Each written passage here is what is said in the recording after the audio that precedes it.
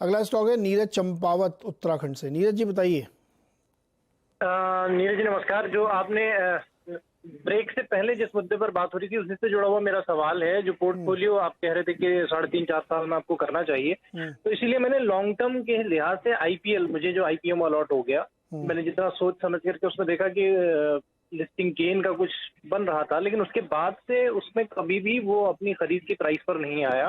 लेकिन उसके जब रिजल्ट्स हम देखते हैं तो फंडामेंटली वो दिखता तो ठीक ठाक है। तो क्या वजह हो सकती है कि ये नीचे ही जा रहा है, और क्या मैं लॉन्ग टर्म इन्वेस्टर हूँ, पोर्टफोलियो का स्टॉक है, क्या मुझे इसको निकाल देना चाहिए कि या कोई उम्मीद इसमें बनती है?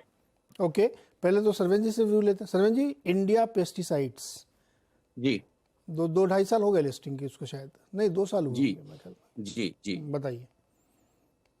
देखिए 2021 से जहां से आई थिंक थर्ड क्वार्टर में जहां लिस्ट हुआ सितंबर के बाद से, जहां से मुझे क्वार्टरली कैंडल्स दिख रहे हैं, उसके बाद से तो लगातार लोअर टॉप लोअर बॉटम में गिरावट ही है। तब से गिरावट ही चल रही है और अभी तक कहीं एक डिसाइसिव रिवर्सल नहीं आया है। बट एक चीज अच्छी है कि तकरीबन 200 रुपए के आसपास, जो एक साइकोलॉजिकल राउंड नंबर भी रहता है, थोड़ी बाइंग आती रहती है इसमें। और लास्ट अगर आप 5-6 महीने से देखें तो उस एरियाज के आसपास बाइंग आ रही है। तो मैं इनको यही बोलूंगा कि देखिए भाई, थोड़ा अब इतने पेशेंस से बने हैं और नया स्टॉक है, इतना आपने उसको टाइम दिया, तो आई थिंक इसको थोड़ा फलने फूलने का टाइम दीजिए। और नया अगर कुछ नहीं करना है तो एटलीस्ट जो करंट पोजीशन इनकी जो थी, आई थिंक वो इनको होल्ड रखनी चाहिए और एटलीस्ट एक बाउंस बैक का वेट करें, और उस बाउंस बैक में दोबारा इसको इस पे खुद भी राय बनाएं या हमसे भी व्यू लें। बट आई थिंक यहाँ इनको एटलीस्ट 1 से 3 महीना और वेट करना चाहिए। 1 से 3 महीने बाद एग्जिट या बने रहने का फैसला करें।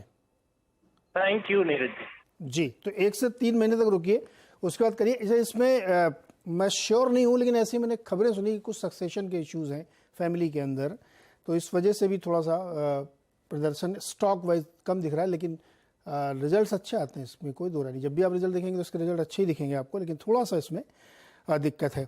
चलिए, आपको जानकारी के लिए बता दूं कि इस वक्त हम लोग इंतजार कर रहे हैं रिलायंस की एजीएम का, जो कि 2 बजे से ठीक शुरू हो जाएगी। उससे पहले 1:30 बजे से आप एक फिल्म भी देखिएगा रिलायंस की जर्नी के ऊपर।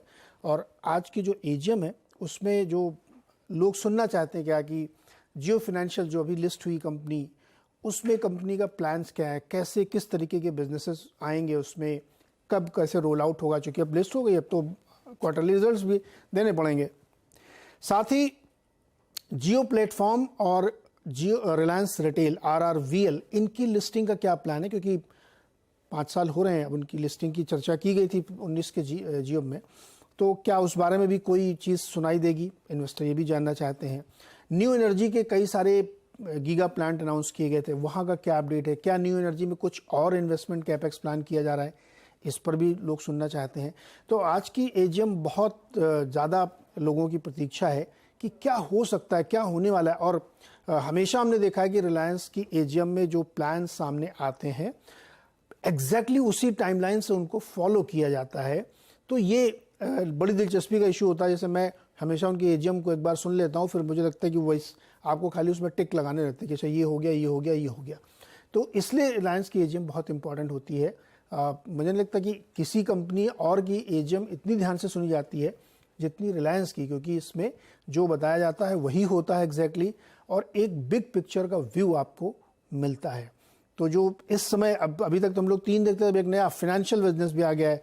तो फाइनेंस का, टेलीकॉम का, रिटेल का, न्यू एनर्जी का, और जो कन्वेंशनल बिजनेस है O2C का, उन सब के बारे में हम लोग सुनेंगे। 2 बजे से बिल्कुल जुड़ना मत भूलिएगा। उससे पहले एक बहुत ही इंटरेस्टिंग आपको रिलायंस की फिल्म भी दिखाएंगे ठीक 1:30 पर, तो उसको भी ज़रूर देखिएगा। इस समय 2469 पर ट्रेड कर रहा है। सरवेन जी, वेरी क्विकली, एजीएम से पहले आप ट्रेड लेना पसंद करेंगे रिलायंस में? नहीं सर, जैसे आप मुझे जानते हैं कि किसी भी बड़े कॉर्पोरेट इवेंट के पहले कोशिश करते हैं कि थोड़ा लाइट रहें और स्पेशली अवॉइड करें पोजीशंस। बट अगर किसी को करनी है तो आई थिंक ऑप्शंस के जरिए ही करना चाहिए, क्योंकि स्टॉक फिर थोड़ा वॉलेटाइल रहता है। जैसे जैसे ऊपर नीचे होता है, जैसे जैसे बातें बनती हैं, जैसे जैसे एजीएम आगे बढ़ती है, तो वॉलेटिलिटी थोड़ी रहती है। तो मेरे हिसाब से मैं आज के लिए तो अवॉइड करूंगा जब तक मैं क्लियर कट एक उसका पिक्चर नहीं ले लेता। परफेक्ट। तो अच्छा, कोई भी ट्रेड लेने से पहले आप अपनी राय किसी से लीजिए, क्योंकि ये चैनल जो आप देख रहे हैं ये रिलायंस का ही है। सरवेन जी, बहुत बहुत शुक्रिया हमारे साथ जुड़ने के लिए, बातचीत करने के लिए, दर्शकों की मदद करने के लिए।